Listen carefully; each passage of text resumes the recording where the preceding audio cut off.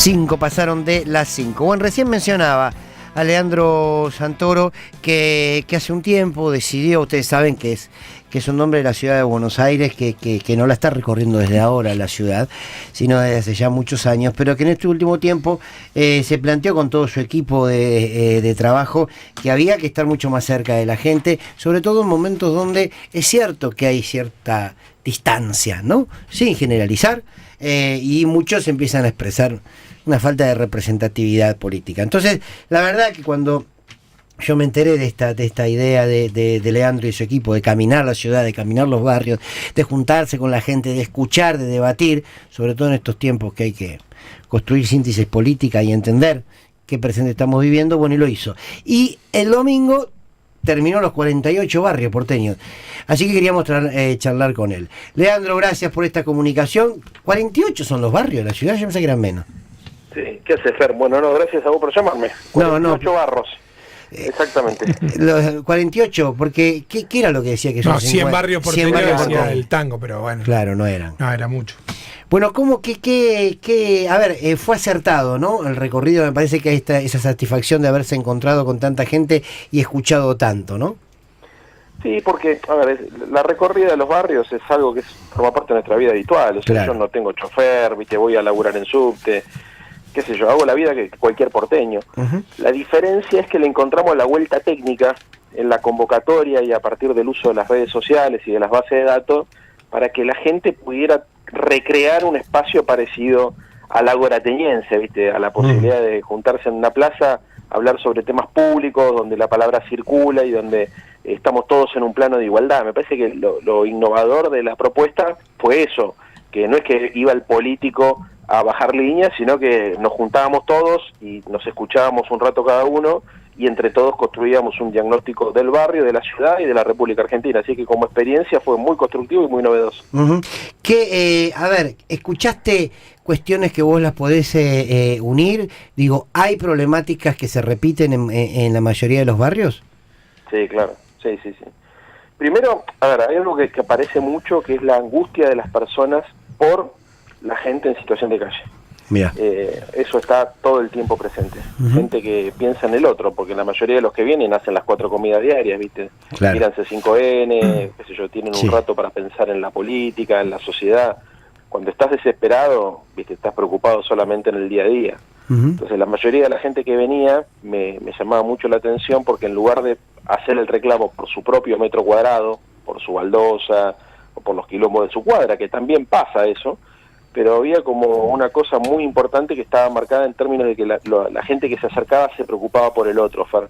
Uh-huh, claro. ¿Qué pasa con la gente en situación de calle? ¿Qué pasa con esta actitud tan hostil del gobierno de la ciudad que las compara a las personas con la basura? Uh-huh. Y después sí, aparecieron temas que son del orden público, ¿no? O sea, la ciudad está más sucia, más desordenada, hay un estado general de abandono, mucha preocupación con la fuga de presos, se fugaron 70 presos este año. En las cárceles que están ubicadas en la ciudad de Buenos Aires de manera clandestina, solamente los vecinos que viven en cerca de una comisaría que oficia de cárcel se enteran que es una cárcel cuando los presos se quieren fugar o se fugan. Mira. Sí. No sabía ese dato. Claro. Y sí, hay más de 70 cárceles en la ciudad de Buenos Aires clandestinas. Uh-huh. Qué sé yo, algunos son módulos como en el caso de barracas y otros son directamente alcaldías y otras son comisarías que no están preparadas para albergar detenidos que tienen a más de 2.500 presos. Claro. Entonces 2x3 te encontrás con un vecino que te dice, che, quise entrar el coche al garage y no podía entrar porque había 500 policías que estaban buscando a un preso que se había fugado de la comisaría y ahí se enteran que funcionaba una comisaría clandestina. Uh-huh. Venís hace tiempo hablando de la necesidad de construir un frente amplio en la ciudad de Buenos Aires. ¿Sentiste eso también que tenía rebote en la gente?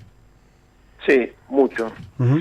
La gente es consciente que el PRO está agotado como proyecto político y que lo de Jorge Macri no es viable, ¿viste? No, uh-huh. Nadie cree que Jorge Macri va a resolver los problemas que están pendientes en la ciudad y todo el mundo se da cuenta que está ahí para cuidar otros intereses. Así que cuando hablas con los compañeros nuestros, con la gente que escucha Radio 10, que mira C5N, todos te dicen lo mismo. Che, construyamos una alianza social más amplia, vayamos a hablar con otro público, tenemos una oportunidad para ganar la ciudad, hay una oportunidad también para acercarnos a otras personas o otros grupos sociales que por ahí no coinciden en algunos aspectos nacionalmente, pero que en la ciudad de Buenos Aires pueden coincidir con nosotros en la necesidad de dar un cambio de gestión, construir una alternativa, y eso te juro que también me llenó de emoción, porque estamos hablando de gente que muchos o fueron militantes o tuvieron algún tipo de compromiso político, que identifican la necesidad de convocar a una cosa más amplia y construir un frente vecinal en la ciudad de Buenos Aires que dispute poder real. Claro. Leandro, ¿cómo te va? Marcos Citadini te saluda. ¿Qué tal, Marcos? Te pregunto esto porque lo conoces mucho mejor y porque es del ámbito de la ciudad, pero se traslada a nivel nacional. El otro día, cuando Mauricio Macri dijo que se sufría mucho destrato por parte del gobierno, parecía que estaba hablando, por supuesto, de alguna de sus negociaciones, pero justo se produjo también después del episodio del presupuesto en la ciudad de Buenos Aires, con una parte de la Libertad Avanza importante votando en contra del presupuesto. ¿Tiene algún correlato una cosa con la otra? Digo, la alianza o el quiebre a nivel ciudad con lo que pasa a nivel nacional. Y es probable. Yo creo que Milei llegó a la conclusión que necesita comerse al PRO para construir un espacio propio. Claro. Entonces, en el lugar donde más se siente esto es en la ciudad de Buenos Aires, porque es el distrito donde gobierna Jorge Macri, y es acá donde se ven los primeros enconos que hay, que yo creo que anticipan un quilombo nacional. Claro, esa es la sensación. Ha bajado línea Perdón, que me están llamando. Tengo en este momento el teléfono, no sé por qué todo el mundo me está llamando. Porque estás hablando con nosotros, seguro. Es verdad. Y entonces vibra. Pero me parece que hay algo ahí, hay algo para ver, que yo creo que tiene que ver básicamente con la necesidad de Milei de evitar que le pase lo que le pasó a otros gobiernos, básicamente, al Alberto Fernández, digamos, ¿no? Quedar desdibujado con una figura que está fuera del poder y que la puede llegar a condicionar, así que me da la sensación que la pelea va por ese lado.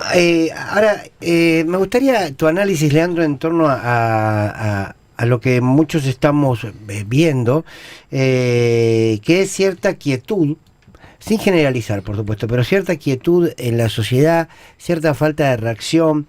No sé si es porque no toda la política se pone en actividad, porque hay un problema de representatividad, porque entienden que hay que pasar por esta etapa de sacrificio, porque otros creen que le tienen que dar tiempo al gobierno. Porque, y es algo muy similar a lo que a mí me parece que fueron los 90, ¿no? Socialmente. ¿Por qué crees que se da eso? Si crees que se está dando eso, ¿no?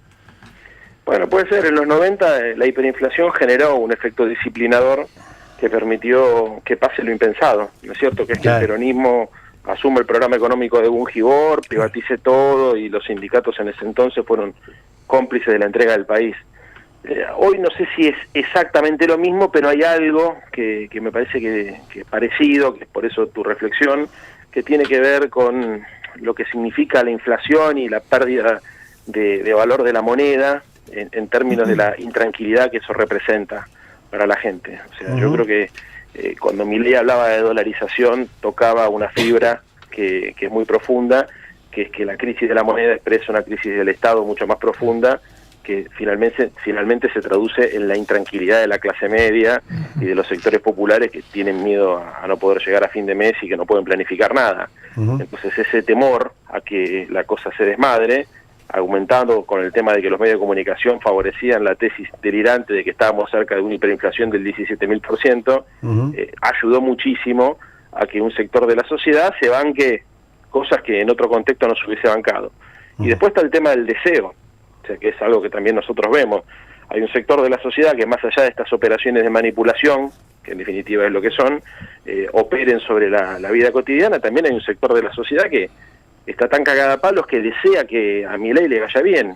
Y el deseo muchas veces nos lleva a confundir la realidad con ese deseo, y a pensar que en realidad lo que estamos viendo, efectivamente, como dicen ellos, es un sufrimiento transitorio y necesario para alcanzar un estado de mayor beneficio, ¿no es cierto? Mayor bienestar. Y en ese sentido, obviamente nosotros no pensamos eso, pero bueno, es un poco la lectura que hago de por qué pasan las cosas que decís vos. Y en ese sentido, Leandro, lo que te parece, digo, para trasladar a nivel nacional, no sé si es trasladable, por supuesto, es muy distinto recorrer la ciudad que recorrer el país, pero digo, ¿te parece que es por ahí también lo que tiene que hacer hoy la militancia opositora?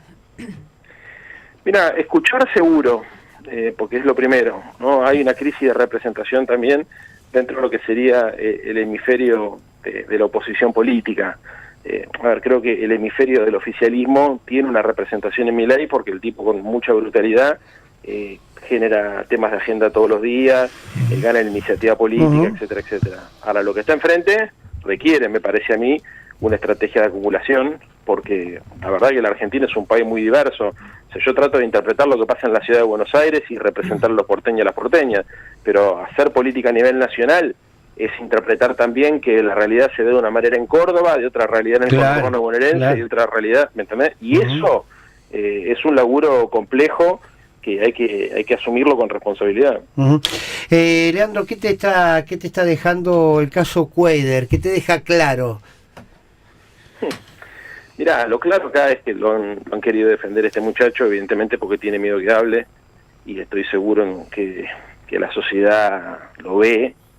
Y ojo con algo, porque yo ayer lo decía en un programa de televisión, todo el mundo espera o supone, no es que espere, que Milei pueda llegar a tener un problema con el tipo de cambio, ¿no? O si hay un cisne negro en la política, puede venir por el lado de que el Fondo Monetario le exija una devaluación, o que la burbuja de la plata dulce no aguante mucho tiempo y explote, bla, bla, bla. Está todo el mundo como viendo eso, ¿no? Si es competitivo el tipo de cambio, no es competitivo. Pero la economía también se construye con expectativas. Claro. Entonces, que aparezcan casos de corrupción donde el gobierno no puede explicar lo que hizo, puede generar también un cambio de expectativas que incluso tenga impacto en la economía. Claro. Entonces, el tema del caso Cuéllar, como otros casos que están vinculados a sectores cercanos a la Libertad Avanza, aliados del PRO, etcétera, etcétera, o con lo que se conoció hoy del director de la ex DGI, ¿no es cierto?, que parece que el tipo evadía fiscalmente y tenía guita en offshore afuera, puede provocar una lesión en la confianza del electorado propio del tipo.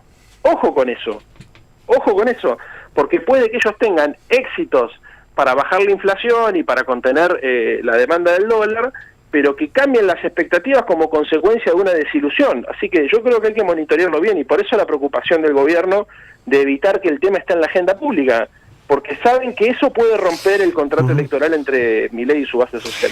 Tengo una última, Leandro, agradeciéndote este rato. ¿Cuál crees que va a ser la centralidad de la discusión el año que viene en la ciudad?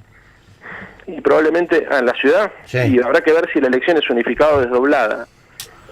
Pero creo que el tema del poder adquisitivo del salario y el empleo va a ser clave, y por el lado de la ciudad de Buenos Aires me parece que hay mucha disconformidad de los vecinos con los servicios que la ciudad presta, porque frente a la crisis económica, que hace que todo se deteriore más veloz, más rápido, tanto las vidas como los cuerpos, como el tejido urbano, o sea, viste, se necesita un Estado presente que garantice que las cosas no se vengan abajo, y eso no está pasando. Claro. O sea, viste, si hay crisis económica, la ciudad está más sucia. Si hay crisis económica, las familias muchas veces tienen que elegir el sistema público de salud y de educación, y si hay crisis económica también hay más problemas de salud mental, hay más problemas de vivienda, y la verdad es que el primero que tiene que tener una respuesta a esos problemas de la vida cotidiana es el gobierno local.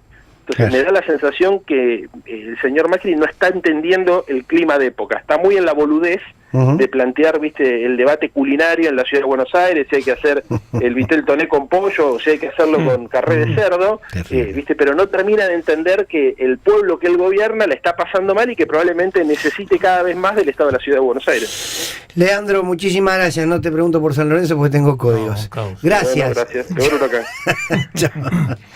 Leandro Santoro, diputado nacional con peor este recorrido. Huracán, dijo. Peor huracán. Sí, lo escuché, sí. Bueno, esta recorrida es siempre tan importante, es lo que hay que empezar a hacer, porque además cuando nosotros decimos, hay otro tipo de sociedad, hay otro tipo de inquietudes, a la sociedad los interpela otras cosas. Bueno, dirigente político tiene que ir y escucharlo de primera voz. Las encuestas sirven, qué sé yo, como un instrumento más, pero entonces me parece que era para celebrar, por eso queríamos charlar con él, porque hizo todo este recorrido, y bueno, me parecía que es importante. Estuvo el gato en uno de estos recorridos, fue el gato, y me parece que es lo que hay que hacer ahora. Me hizo acordar mucho a lo que había hecho el Pepe Mujica, cuando el Frente Amplio pierde las elecciones en Uruguay, decían, vamos a salir a hablar con la gente. ¿Qué pasó? ¿Por qué no nos votaron? Y después volvieron, la gente les hizo propuestas, reclamos, después volvieron con una propuesta a lo que le habían exigido. Bueno, y nuevamente el Frente Amplio está donde está. 19 de las 5. Política, deportes, espectáculos, actualidad.